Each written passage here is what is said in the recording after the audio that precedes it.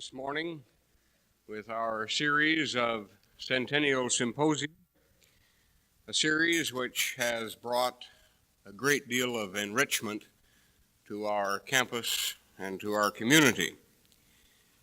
I think this morning I want to say that we should feel very fortunate in the committee which has arranged these symposia, the members of the faculty and the student body and the staff who have worked long and hard to make these arrangements. We should feel that we are fortunate in having a student body that is interested in this kind of an event to the extent that they're willing to back it financially, which is very much the case with this year's symposium. I think you'll agree with me that we have been very fortunate in the selection of topics. They have been timely, they have been stimulating, they have been essential. And we have been exceedingly fortunate in the speakers who have joined us for the days of these various symposia. I suppose that we have only one regret, and that is that there are some people in the Augsburg community who do not take advantage of this bonus, which is provided as a part of their intellectual experience. Two possibilities to deal with this have crossed my mind. One is that we could inaugurate some kind of a decredit system for those who don't take these in. If you're a senior and you didn't hear Dr. Noble as a sophomore, or Dr. Heilbrunner as a junior, or Mr. Gruliow as a senior, somehow or another this ought to be reflected in your grade point ratio.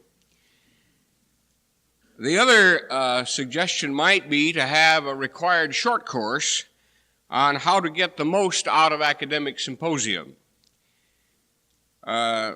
In other words, how to take advantage of the presence of a man such as is our speaker today, who addresses us on the subject Man and Values in a Changing Soviet Society. Now, one way in which you can take advantage of this man and his knowledge and experience is to formulate in your mind some questions, and then to utilize the little cards that have been included in your program. And after this session, we will adjourn into the lounge across the lobby, and there these questions will be dealt with in what I know will be an exceedingly fascinating session. Judging by the experience that several have had already on the campus with Mr. Gruliow, I know that we can look forward to a very exciting time as he deals with the questions which you will pose. You see, our speaker knows whereof he speaks, and you are aware of this at this time that he is the editor of the current digest of the Soviet press.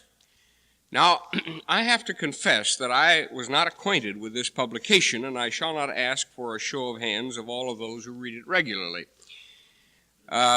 But I thought I'd bring a copy along so you could see what it looks like.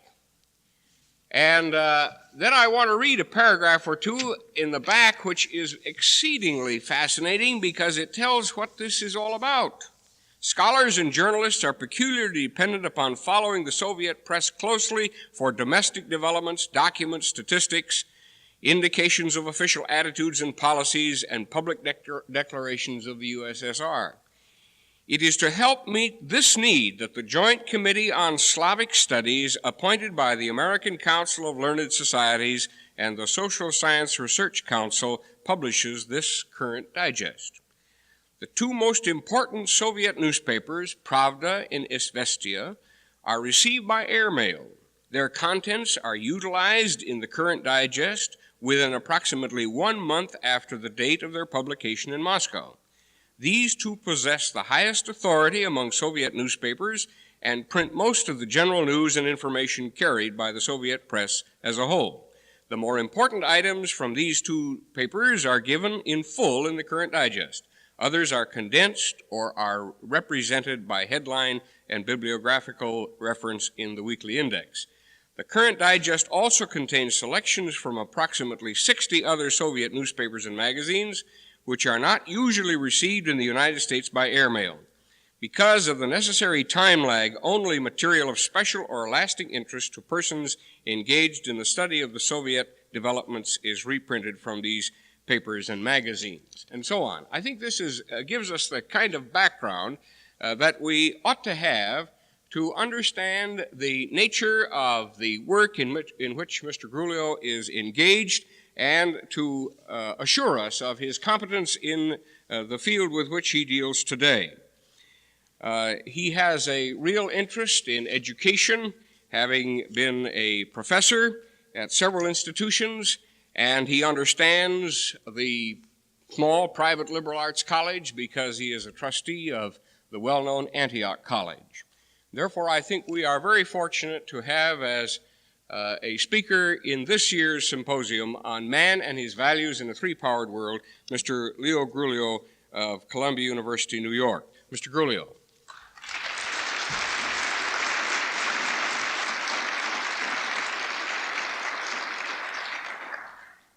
Thank you, Dr. Anderson, and good morning.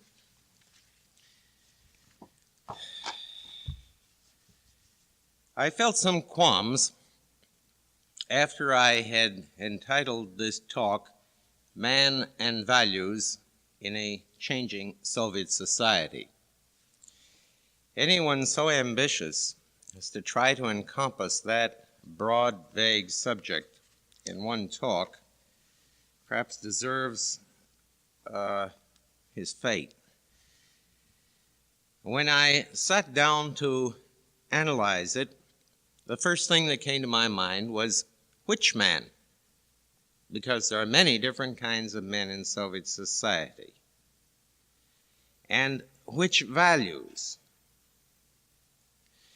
We speak of Soviet man, and the image that comes to our minds is an image of, what could we call him, the new collective man of Soviet communism. I would like to start by suggesting that this man is largely a myth. Not even Pravda pretends that communism has been achieved, and not even Pravda pretends that the so-called new man exists full-blown. The official formula today is that communism is being built, and that only the first traits of this new man are perceived today. Can we speak of this very incomplete ideal, or should we speak of a very different and mixed actuality? I think we have to separate the two to begin with. The same kind of dilemma confronts us when we talk about values. There are traditional values that have persisted in modern Soviet society, taken over by the regime, or persisting in spite of it. There are Marxist values that have been grafted onto them or espoused by the regime. And there are still others that to me are more important, that arose out of the lifetime experiences of the Soviet people in these 50 years, and values that are still evolving. And it's about those that I want to speak.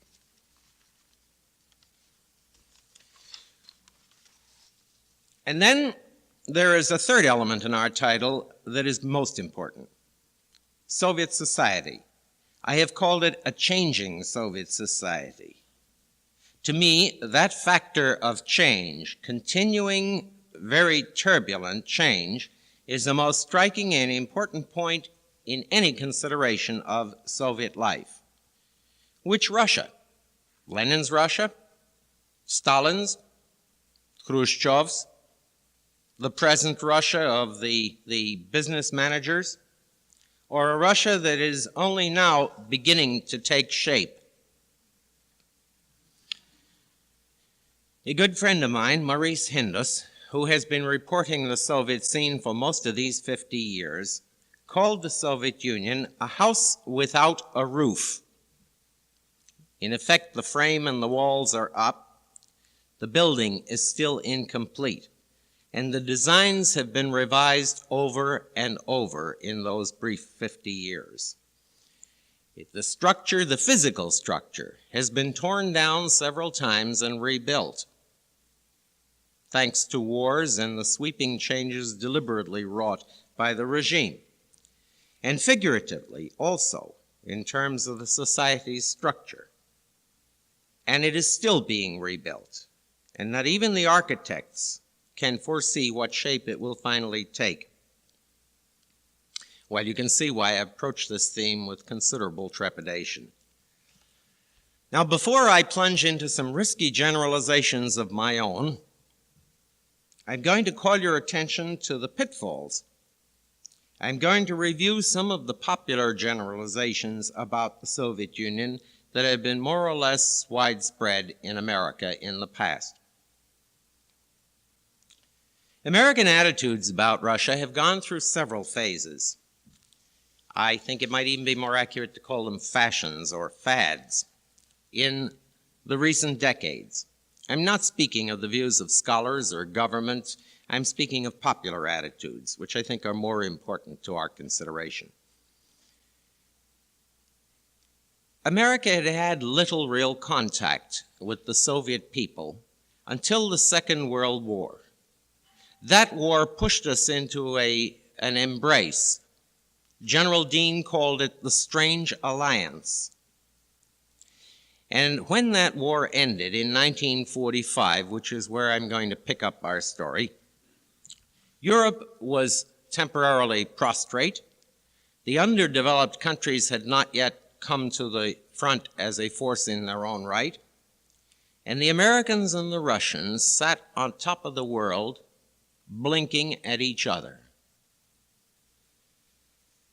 In the euphoria of that alliance that lingered after the war, many of us were tempted to play down the differences and to talk about the similarities in the makeup of these two peoples, to a point where sometimes the Russian appeared like just an American in a fur hat. Sometimes it was Europeans.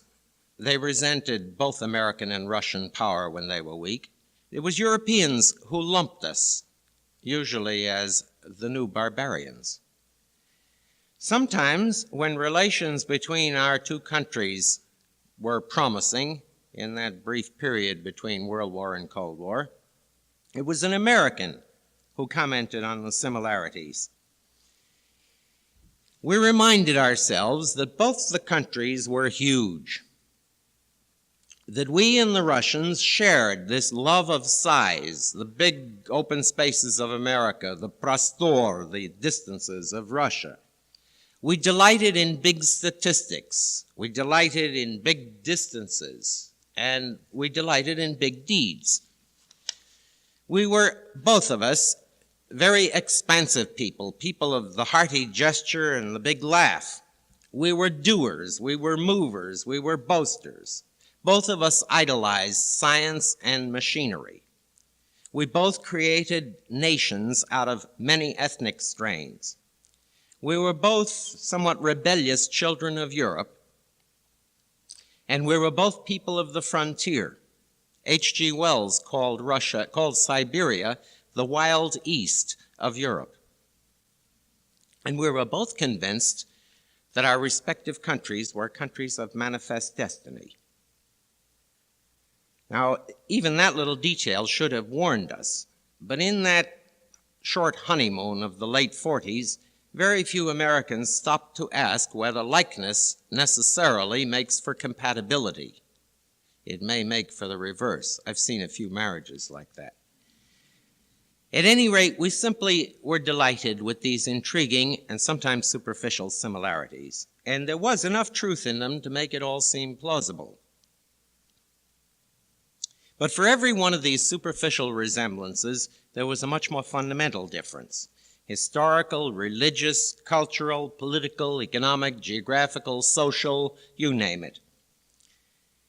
Just take the most obvious one, Russian xenophobia.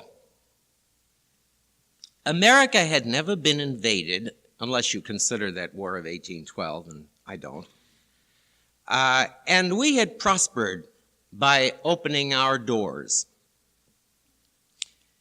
The Russian suspicion of foreigners, which is very widespread, very deep-rooted, and persists, was born of repeated invasions across that flat plain from the time of the Mongol horde to 1944.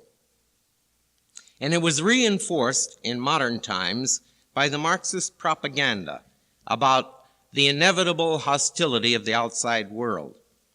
And this is one of those self-fulfilling prophecies. The doctrine has many of them.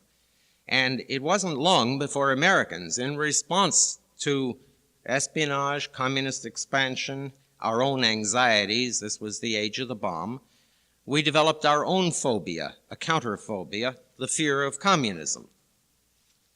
And there were many other differences that came out of our different backgrounds. Russia had experienced neither a Renaissance nor a Reformation. Only Peter's violent attempt to pull the country out of Byzantium and into a modern Western world. It had remained semi-feudal until suddenly it leaped from an autocratic and a bureaucratic monarchy into an autocratic and a bureaucratic dictatorship of the proletariat. Now, of all the differences between us, the Stalin-era dictatorship and the communist ideology were probably the greatest barriers. Stalin's empire building shattered the complacency that we wanted to harbor. He proceeded to take over Eastern Europe, turned many of its countries into Russian client states, and America saw a threat to Greece, Iran, and Turkey. We proclaimed the so-called Truman Doctrine, containment, and the Cold War began. And right ahead lay the Berlin blockade and then the Korean War. Now we were presented with this other face of Russia, this face of the regime. And immediately we dropped all this talk of characterological similarities between the peoples. We shifted our focus from the nation to the nature of the state. And we grasped at another extreme, the concept of Soviet life as Orwell's 1984. And this seemed even more plausible when the 50s opened. The regime was totalitarian, more so than today, and the image that Stalin himself wanted to project was a monolithic society. And in our preoccupation with Stalin's vlast, the word means, regime, but more literally, the power.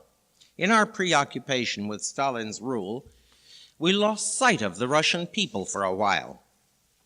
The people were being driven to a terrible job of reconstruction after the war on short rations and with an accompaniment of purges. But in many, many ways, the Russians circumvented the regime, ignored it, quietly defied it, or accepted it and survived under it, and cherished as one of their favorite books, The Good Soldier Schweik. Soviet society included many different people, shrewd peasants out of Tolstoy's tales, and very sensitive characters out of Chekhov, and sly, uproarious figures right out of Gogol, and managerial executives who could have stepped right out of our own book, The Organization Man. And the Orwell stereotype that we grasped at reduced all of them to these brainwashed, jackbooted automatons or tortured Winstons. Well, this was the popular image that we held when suddenly Nikita Khrushchev turned up. Blustering, joking, boisterous, boastful, you know. Russia's first true politician in the Western mode. And then came the businessmen's regime, the Brezhnev-Kosygin period. And now Americans made another switch. We began again to see similarities, but this time in terms of the societies rather than the peoples. And if you think about it, there's a basis for it. General Motors and a Russian industrial ministry are more alike than it's pleasant to think. And their executives could happily share a common language with one another, certainly more readily than either of them, with the hippies or the stilyagi of the respective countries. And the American hippies and the Soviet stilyagi have more in common than either of these groups has with the sober middle class of its own society, and so on and so on. And in social welfare, the two societies began to close a gap. The Russians became more affluent, the Americans more socially concerned, to a point where a young Russian, who questioned me for hours very closely about insurance and pensions and unemployment and the like, remarked after he thought about it almost enviously, "You know, Mr. Gruliow, I think you're going to get to communism before we do." And he meant it enviously, as a compliment. He was thinking in terms of social welfare.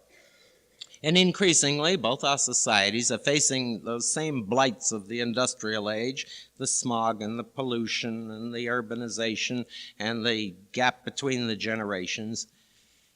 And when the 60s began, Americans, or some of them, comforted ourselves with the hope that there might be an erosion of ideology in the Soviet Union, and so on toward another popular illusion in the making that at some future point, the two societies might come to resemble one another, the theory of social convergence that has entertained us for a time. Now, obviously, I have exaggerated, and I have simplified only a few of the fads and the fashions that have been popular in our public thinking about Russia. I've done it to point out how true and how fallacious this kind of sweeping generalization can be. The popular notions were themselves exaggerations and simplifications of ideas that each contained a real grain of truth.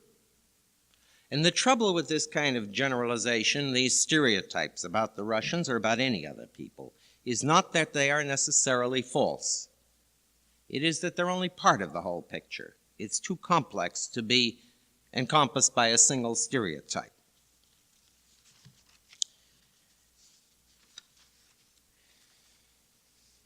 Well, so much for popular generalizations. And now that I've warned you against them, let me make my own mistaken generalizations. When we look at the broader picture, it seems to me that the issues of our day are not military, not primarily military. They're not primarily political. They're not primarily economic or social. They are really fundamentally moral issues and moral conflicts. And the conflict between the West and the Soviet bloc is not essentially military or economic or political or social. It is essentially a moral contest, a clash of values. And this is what we mean when we say these are battles for men's minds. This is what the Russians mean when they say it is an ideological struggle. Obviously, there is a power struggle too, but its genesis and its resolution will both lie in that struggle to win men's allegiance to a body of ideas and an ethic. I'm almost afraid to talk of the moral issue, big as it seems to me, because there's always such a temptation in our mind to take a moralizing stand, to make a facile assumption that moral right is always or necessarily on our side, because after all, it is our moral. It might be. It might be on our side if we followed our ethic consistently and if we always had the wisdom to see the right. And for that, we have to keep questioning our basic assumptions. And we have to keep asking ourselves whether our behavior really accords with our beliefs.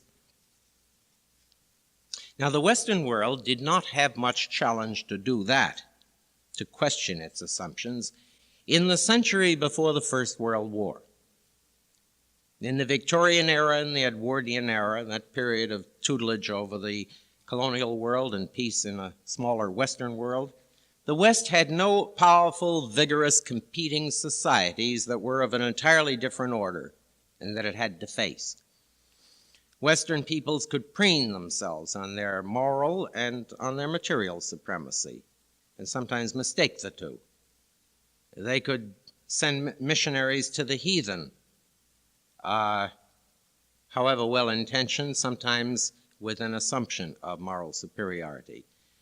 And they never doubted their course till suddenly it was 1914, it was too late, the war had begun, the whole world was beginning to tumble around their ears. Now, Soviet Russia, which emerged from that war of 1914, became the first of a number of new societies that have required us in this time constantly to review our ideas, our behavior, and our ethic. And maybe, therefore, we ought to be grateful.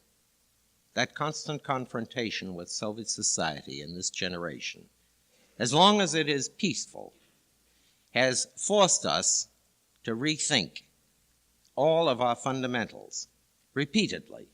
And as long as it is peaceful, that challenge can be more beneficial than we normally assume.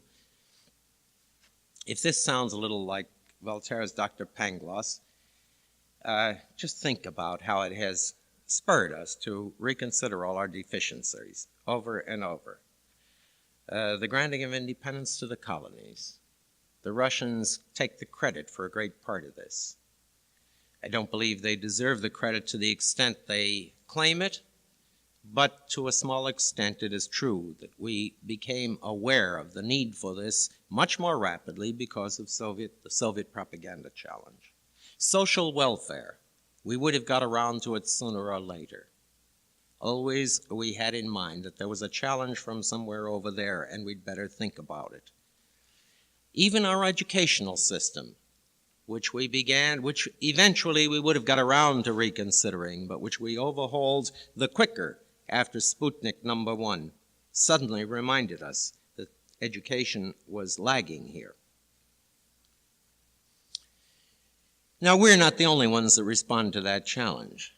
The Russians respond to our challenge, much more than they like to admit themselves. They themselves are now reconsidering their own educational system in the light of Western experience, just as we had reviewed ours.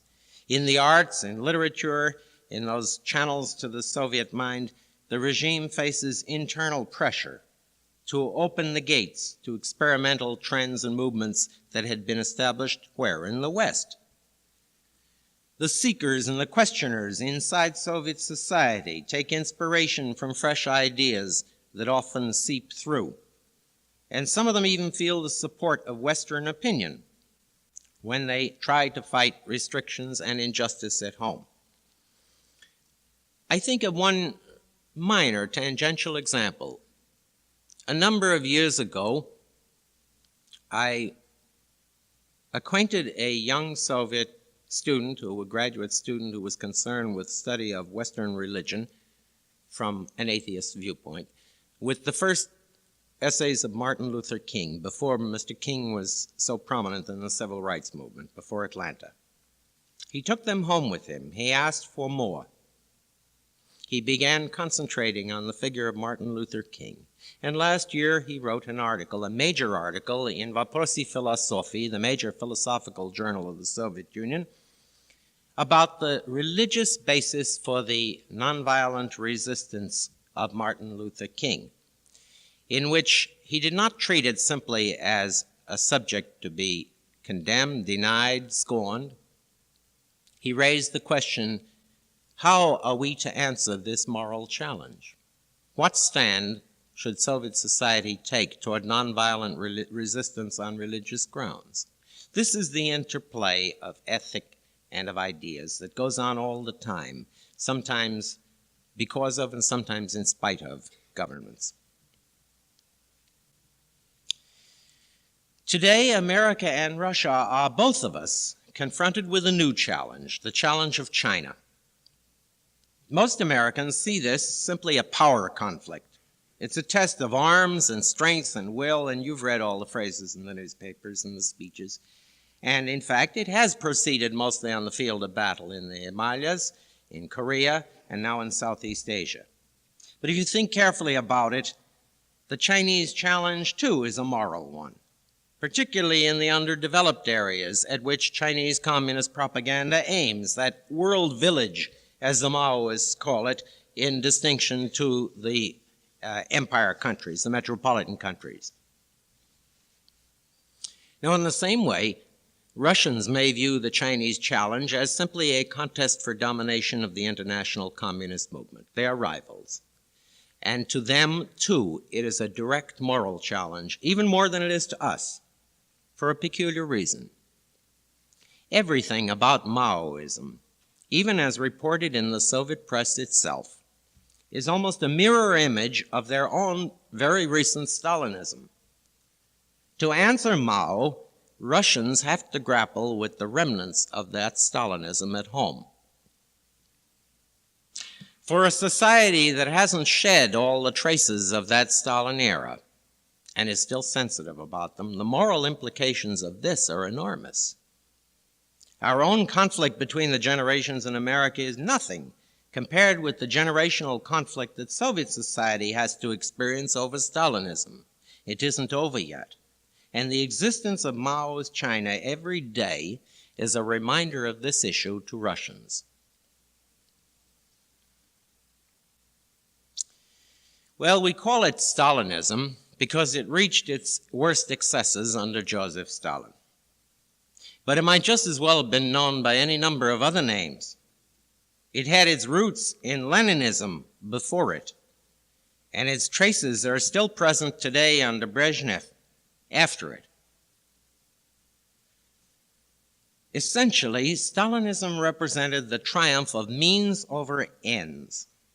And this was the key element, the Stalin period was the key element in the experience of the Soviet people, and it left its mark on the whole nation.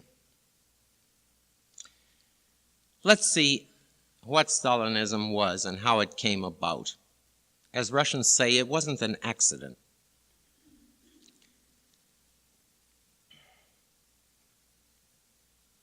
To start with, the Soviet Union was born out of a real vision, a great vision. The Marxist dream, and never underestimate this, the Marxist dream was the image of an emancipated, educated new man who would arise in a world without oppression, without discrimination, in a humane, just, and free society. And it is a noble goal. This classless society was going to be, according to the original theory, was going to be the culminating point of the age of science and the age of machinery. And according to theory, it would come about first in the most advanced industrial countries. It would come about where an educated working class, combined with the abundance of modern technology, could bring to flower this ideal of brotherhood. In 1917, Russia possessed none of the requisites that this theory called for. She had developed large-scale industry at the turn of the century, it's true, but she was still backward, semi-feudal, semi-illiterate. It was a country of peasants. It was the land of best footgear, cloth leggings. Before 1914, Russia had produced only one pair of shoes a year for each 2,000 persons. This was the country of bezdorozhye, the language created a word for roadlessness, a specific word. 70% of the population couldn't read or write. The government was a feeble and despotic monarchy. This country, in all the years of its recorded history, had had a major famine at least once in every single decade. And that goes down to this decade. And this was a country of poverty. Now, this was precisely why Lenin and his followers thought Russia would revolt under the strains of the First World War. But he did not initially conceive of Russia as the land where the new industrial age society of free and liberated men could spring forth alone. He assumed that a Russian communist revolution would only be the spark that would ignite more important revolutions in Western Europe. And it was on these that he really pinned his hopes, he and his whole group. He was right about the Russian Revolution and its chances. He was wrong about the European, of course. The first Russian Revolution of 1917, there were two, remember. The Democratic Revolution, February and March, dethroned the Tsar, but the moderate regime that took his place inherited his dilemma and accepted it, the dilemma of trying to continue the disastrous war and being unable to do so. It was committed to this. Lenin and his band promised peace to this war-tired country, promised land to the peasants.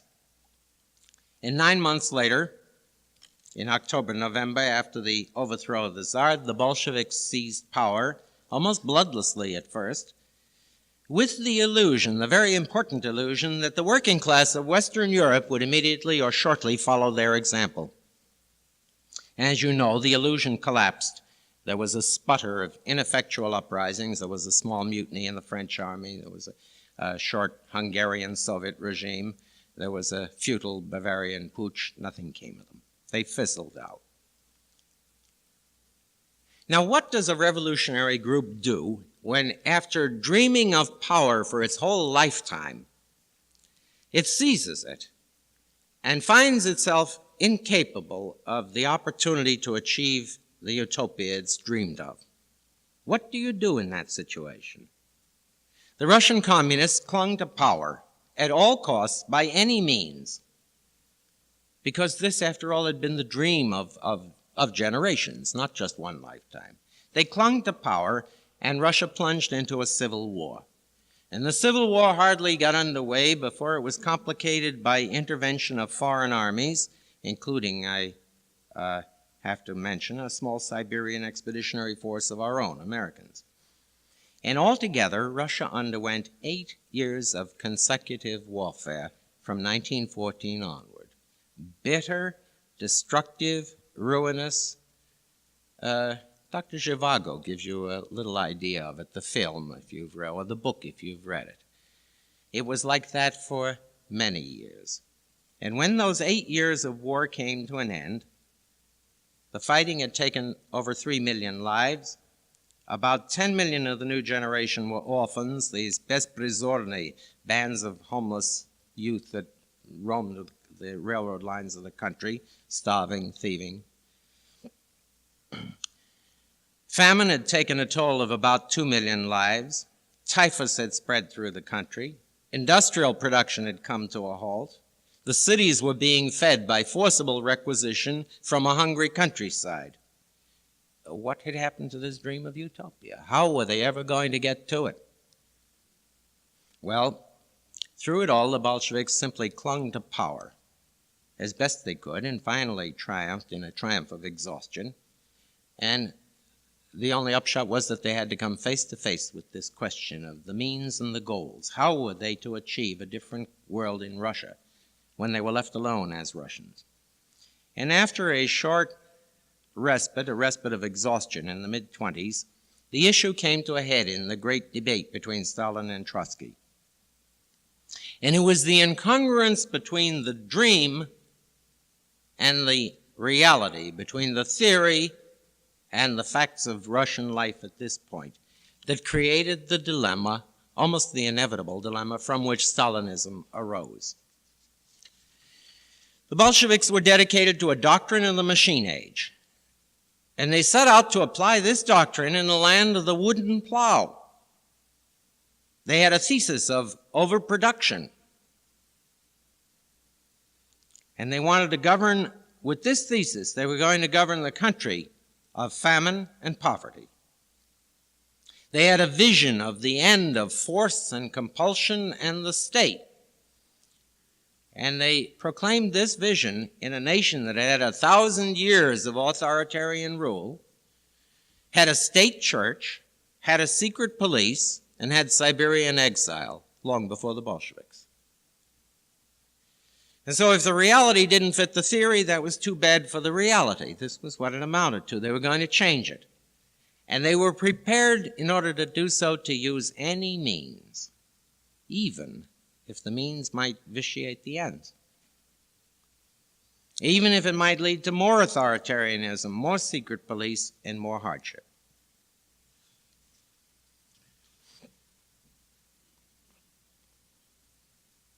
I'm running over my time, do you mind? Well, what emerged was another civil war, if you count it in terms of the effort and the cost. They had a fantastic plan of industrial development for this country. They were going to modernize the farms, collectivize for large-scale agriculture, and squeeze the capital out of these peasants to industrialize the cities. It seemed fantastic. They had inadequacies. They had no materials, capital, equipment, skilled manpower. The Western world just said, well, this is impossible. But the Kremlin prepared to go ahead and to do it at breakneck speed. And this is an important element. This effort became something of a great crusade against backwardness. They squeezed the capital out of the peasants, and the peasants fought back as only a Russian peasant can do, silently, quietly. They slaughtered 32 million head of cattle and 15 million horses in 2 years, rather than surrender them to these new collectives. And the regime responded by treating the peasants as enemies when they resisted, herding them into labor camps when they didn't go along. And the secret police, which ran the camps, became a bigger and a bigger part of the bureaucracy, with a vested interest in the camps.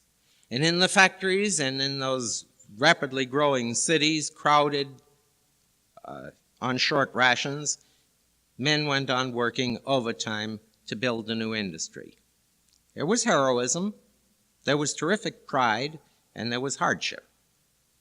And in a country that was living on the most meager rations, essentially a bread ration, industrial production began to soar. Then what was the urgency? Other countries had taken a century to do this job, to build an industrial base. And Russia had something of an industrial base to begin with. Russia tried to do the big job in 2 5-year plans, in a decade. Well, obviously, partly there was the doctrine.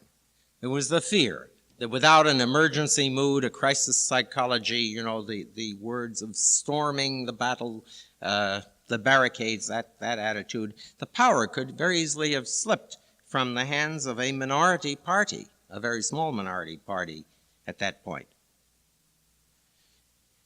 And without a crash program, this party had little to offer. Moreover, the peasantry might grow rich if they waited and might eventually bar the way to any major change. So partly there was a vision, a dream of national achievement, of a better life that drove them, and partly it was fear. It was a national insecurity that goes way back in Russian life. Russia had lost almost every war in her history, except the Napoleonic, and that was a disaster. And Russia had collapsed in the First World War, and nobody knew it better than the Bolsheviks. And during the Civil War, all the great powers of the world had invaded Russia with impunity and occupied parts of it. The Japanese stayed in Siberia until after 1922. And the regime constantly engaged in propaganda all around the globe, and the globe responded with hostility, the self-fulfilling prophecy. The Soviets were unrecognized by about half the countries of the world. The United States didn't recognize her until 16 years after the revolution. And finally, in that same year we recognized her, 1933, Adolf Hitler came to power in Germany. And his program was a combination of German expansion and anti-Bolshevism. So Stalin told the people that these 5-year plans weren't just a promise of a better life, they were a necessity for survival. In his most famous quotation, he said, "To slacken the pace would be to lag behind, and those who lag are beaten. Russia was ceaselessly beaten for our backwardness. We are 50 to 100 years behind the advanced countries. We must catch up in 10 years. Either we do it or they crush us. And they did it. They became literate, night schools. They learned to make and to drive trucks and tractors and tanks and planes. And just at the point where they hoped to relax, Japan invaded Manchuria, Hitler began to rearm Germany, and the leader who had directed this huge effort by means of dictatorship set out to tighten the dictatorship in his own name through a series of violent purges. We don't know how many were executed. We don't know how many were banished, how many were imprisoned, and we may never know. The estimates are well in the millions, and the demographic evidence supports it. I don't think the Russians themselves know how many. And no sooner the purges ended than the 4 years of the Second World War. The worst fighting and the worst war the world had experienced, and most of it on Russian soil. 20 million died. 25 million Russians were literally homeless. The word is pogoreltsy, those who are burned out. 6 million dwellings were just rubble, and almost half of the country's, from a third to a half of the country's heavy industry was just wreckage. And at this point, these people who had repaired all the wreckage of World War I, had caught up with the machine age at such terrible cost, looked around and had to pick up the bricks and start putting together again their machine age creation, and at the same time catch up with the atomic age. So again, the ration cards were instituted in peacetime, again the famine, again the hardship, and they rebuilt, and again they were driven to this terrible job with purge and dictatorship. Now the whole period since 1953, since Stalin died, as I view it, has been one long decompression chamber from the pressures under which the Russian people lived under Stalin. This is the one way in which you can read the history of the years since 53. And it's something of a miracle that the heirs to Stalin were able to lead the people down this very steep path to normalcy with no more trouble than a few very minor prison camp strikes. Step by step, the controls have been relaxed, life has been made easier, the cruelties, the injustices have been very cautiously acknowledged and, in some cases, corrected, and gradually normalcy has begun to appear, if you want to use President Harding's word. Now, let's add it up. This is quite an impressive achievement. An educated people out of this experience, a huge and powerful industry, an elaborate system of social welfare and medical care, and probably most important of all, sheer survival of this people. And as a matter of fact, hadn't it been for the Russians, I wonder where we ourselves might be today. Not long ago, Professor Sidney Hook reviewed this record of the 50 years of Soviet rule, and he posed two questions for us to consider. He said these were the crucial questions about this experience. First, was this dictatorship the only possible alternative?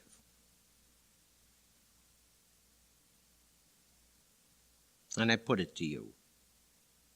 And second, was it worth it? Which is another way of saying, did the ends justify the means? And what did the means do to the ends? And incidentally, what started out as a movement to build an industrial utopia, an urban utopia of the Western world, turned out more and more to be a movement for industrializing backward countries by one-party dictatorship and by state control. And this is what makes the Chinese challenge in the ideology so painful to the Kremlin, because the Chinese have taken this promise of creating a better society out of a peasant country. to the point of prime reliance upon the peasantry in their movement rather than upon an educated working class. And the Russians now have to make up their minds which line they are going to emphasize themselves, whether it is to be the emphasis on the national liberation movement, essentially peasant links, or the original emphasis of the working class ideal of a highly industrialized state. Either way, whichever choice they make between these two ideological trends, they're going to lose some support in the international communist movement, which is increasingly divided between these two drives. And yet the Chinese challenge makes it harder and harder for the Russians to straddle about this much longer. Now, what are the effects of an experience like this on Soviet man, insofar as any generalization can be valid? What can we say about his traits and his values today as a result of this experience? I'm going to try to sum up a few of them as I see them. First, a major trait is pride. It is more than a trait, it is a value today. And a curious intermingling of pride and shame. Quite justifiably, the Soviet people feel a great and overwhelming satisfaction in what they have accomplished as a nation. It takes the form of almost a demand for recognition of what they've achieved.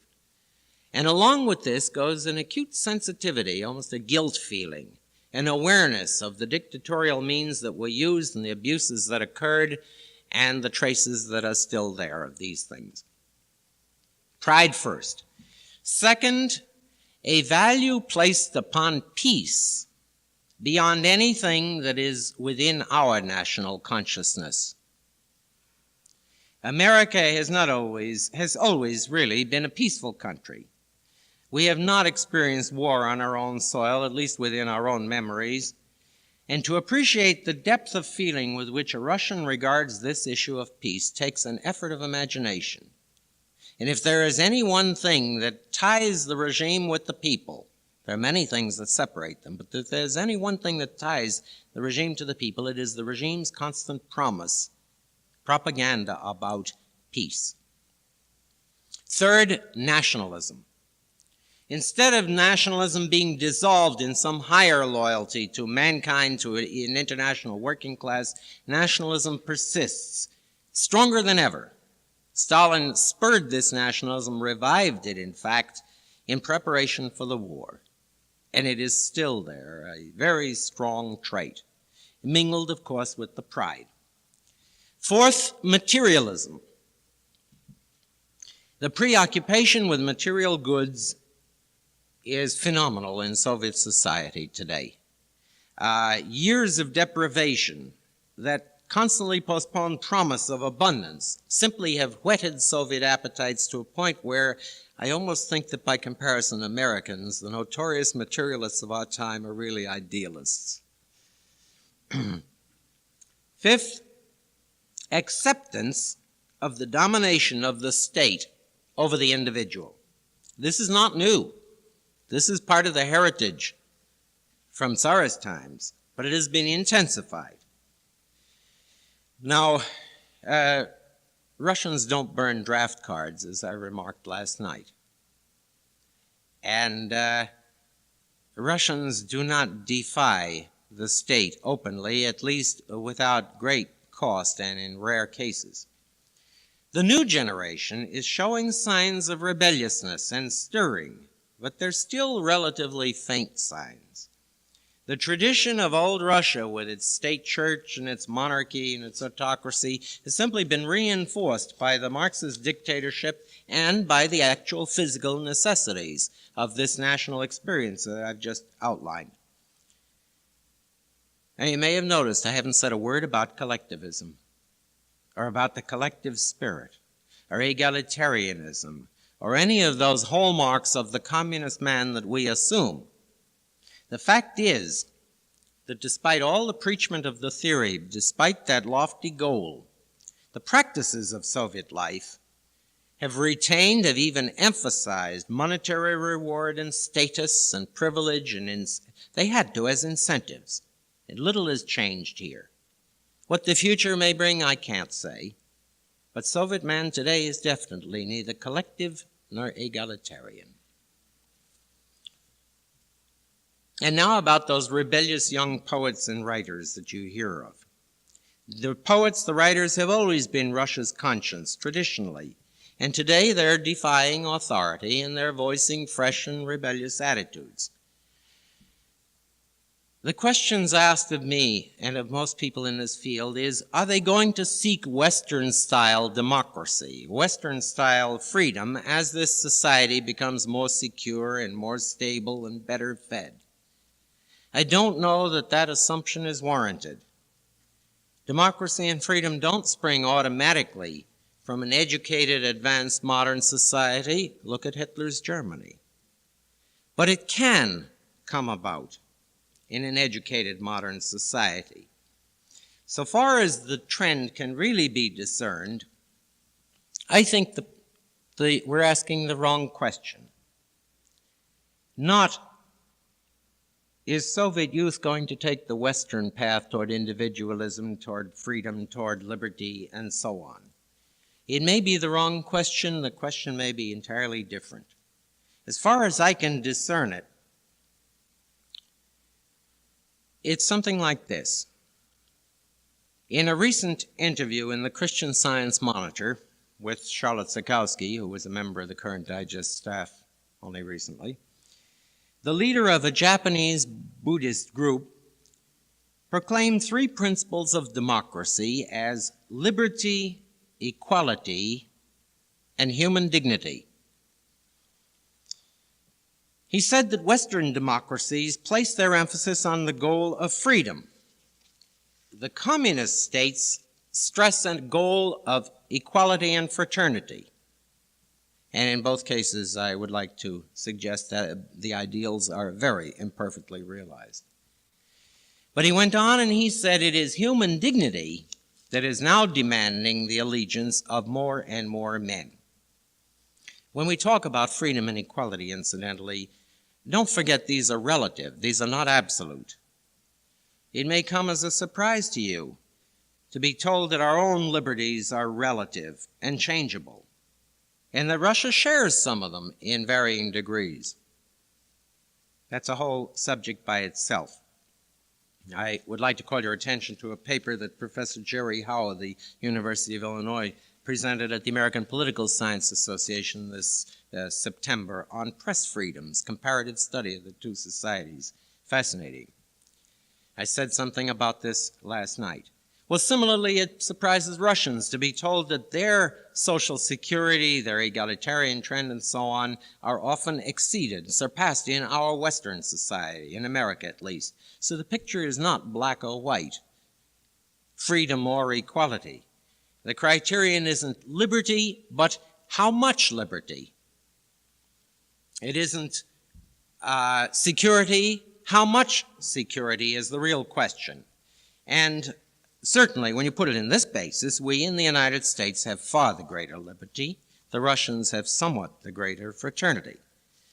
But there is a long-term equalization that may be going on, and as it proceeds, the problems in both societies are going to change. We are going to find out that security isn't the exciting issue it was.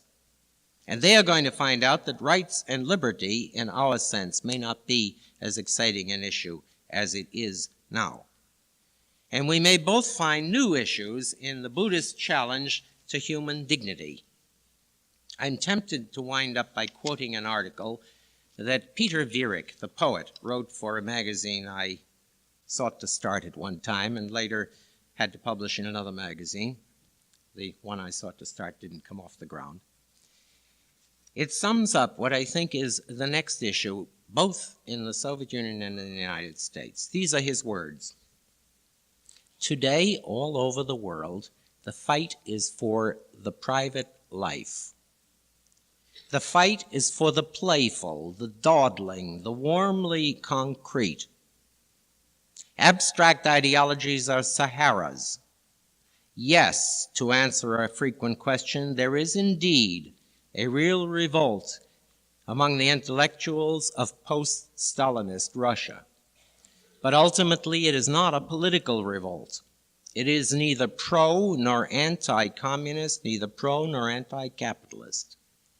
Some American observers vulgarize and oversimplify it, as they did with Pasternak's Zhivago, by seeing it as a political revolution, instead of seeing it as a much deeper revolution of the private life against the public lifelessness, the right to loneliness and love and inner poetry against inhuman public sloganizing. The counterpart of the American, I'm still quoting, the counterpart of the American who revolts against being robotized by advertising is the Russian who revolts against being robotized by political slogans. Both are motivated by a defense of the individual life. This was what made Pasternak write Dr. Zhivago. Today, the American and the Soviet boosters of production quotas ridicule the lonely artist for what they call failure of nerve. The nerve to fail honestly in resistance to an over-mechanized and too big a society can preserve for society its small flame of creativity, its living core. The non-ideological writers and poets may fail, but their cause cannot, because Orwell's 1948 to the contrary, human beings are not ants. They are not the descendants of insects. They are the descendants of apes, individually playful, fantastic apes, with all the crime and folly of such individualism, but also with all its potential for free imagination and creative self-sacrifice. Well, there it is. World War, Civil War, intervention, 5-year plans that remade this country by force, purges, World War again, rebuilding, catching up with the atomic century, and finally emerging to confront a rival communist China and a rival America. But the house is nearing completion. It will soon be ready to be lived in, and those questioning, searching young writers, artists, scientists in this new Russia are going to have to say something, and will have something to say about how they will live in that house that still lacks its roof.